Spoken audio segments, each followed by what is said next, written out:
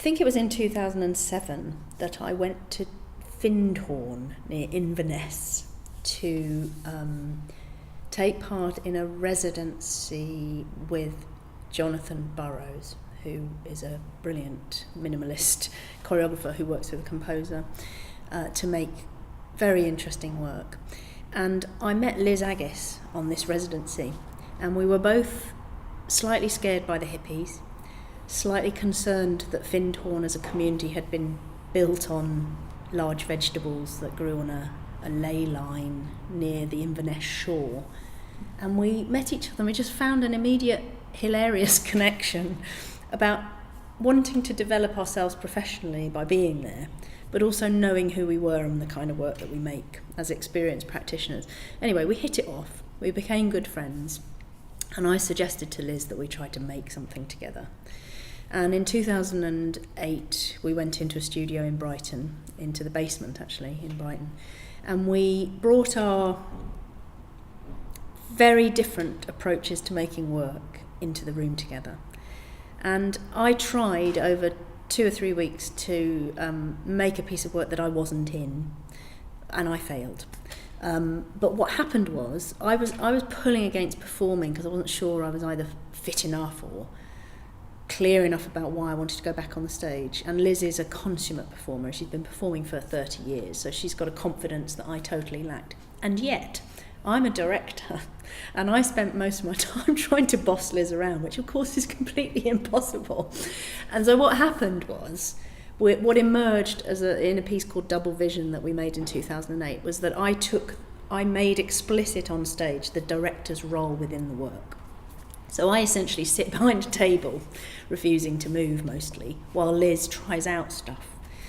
And then there are various moments in the work where she's trying out these quite theatrical things, and I'm asking her to tone it down and be a little bit more subtle and kind of just calm down a bit, dear. And of course she doesn't, because she's an extraordinarily flamboyant German expressionist-based performer who can manipulate an audience like no one else I know. And so Double Vision was an exploration of how two roles can sit on the stage together, that sort of a director figure and that sort of a performance figure, trying stuff out. We knew that we wanted to use the Queen of the Night Aria from Mozart's opera, The Magic Flute, in this piece, which is something Liz had been thinking about doing for a long time, and actually, ironically, so had I.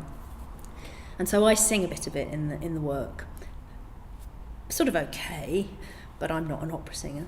And we use the rhythm of that aria to construct almost every bit of choreography that's in the work as a pattern on the floor. So it's quite detailed how we're working, but you wouldn't necessarily know that from an audience point of view. The piece is sort of about sisterhood and sort of also about age and beauty and being a mature performer, which of course we both are.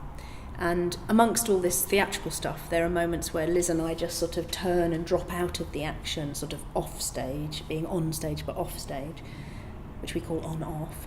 And we discuss, should there be more beauty in this? Should there be more dancing in this? Should we look better? Should we be something that we're not? Which of course were my preoccupations at the time. And actually, in terms of being seen as a performer, I was really struggling with that at the time because I'd started to miscarry, and so I was very out of my body and very not in tune with it. And so I had another double vision in my head, which was about I don't want to be seen because my body's going through stuff that I can't talk about.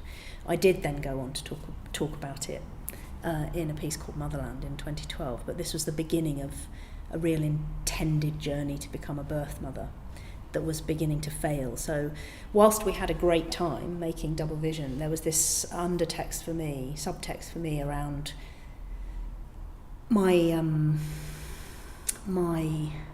what's the word? Discomfort with performing, with being seen as a woman in a spotlight. And Liz doesn't have a problem with that at all. So this new collaboration with Liz Aggiss we called V&A Vincent and Aggiss artefacts. And we've since gone on to make another piece together, a very quickly made piece called Blurred Vision. So in our heads, there's a trilogy of vision pieces, the third one yet to be made. But Double Vision was accompanied on tour, because we toured this work in 2008. It was accompanied by an audience with Charlotte Vincent and Liz Aggiss, which was a scripted conversation between Liz and I that looked at the issues within the piece.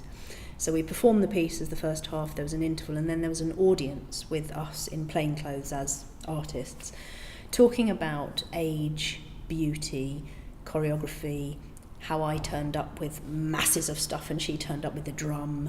This kind of drawing attention to the different approaches coming together to collaborate and what we both bring into a collaboration. And also drawing attention that at the time we had a combined age of 96. So we thought that was quite unusual in the dance world to be bringing 96 years of experience of making work into a performative situation, because dance is a culture that belongs to young people.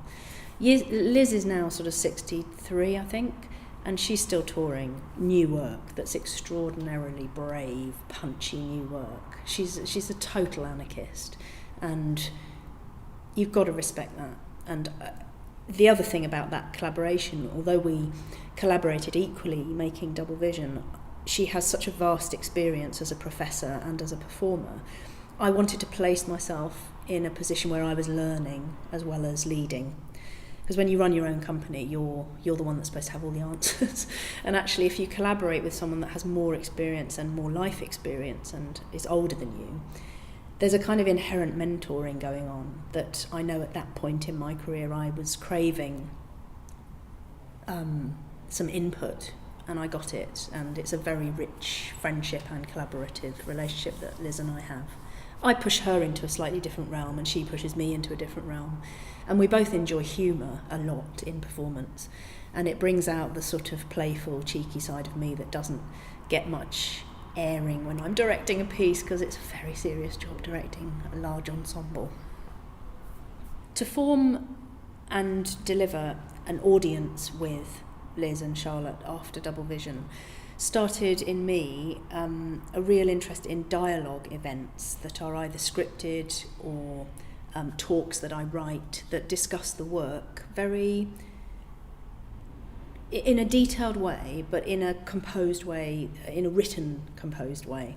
So rather than just doing a post-show discussion where you're sort of on the hoof answering questions or going through Liz Lerman's critical feedback stages to articulate the work through the spoken word.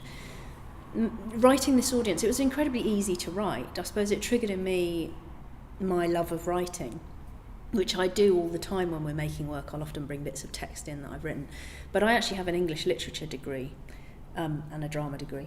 And I like writing. And since 2008, I think I've written more about the work and talked publicly about it than I had before that audience with Liz. And the joy of co-writing something is not, we've revisited it together, making Blurred Vision, but I suppose there's a different joy in writing with someone and agreeing what words should be on the page than the sort of talks and performance lectures that I do, or speeches at conferences and stuff that needs composition on the page that's just me writing. But it's a skill that I have, and I love writing actually, and this kick-started that as an offer that I as an artist and a maker can offer that articulation of my work and of the broader picture that maybe a lot of dance artists want to or can.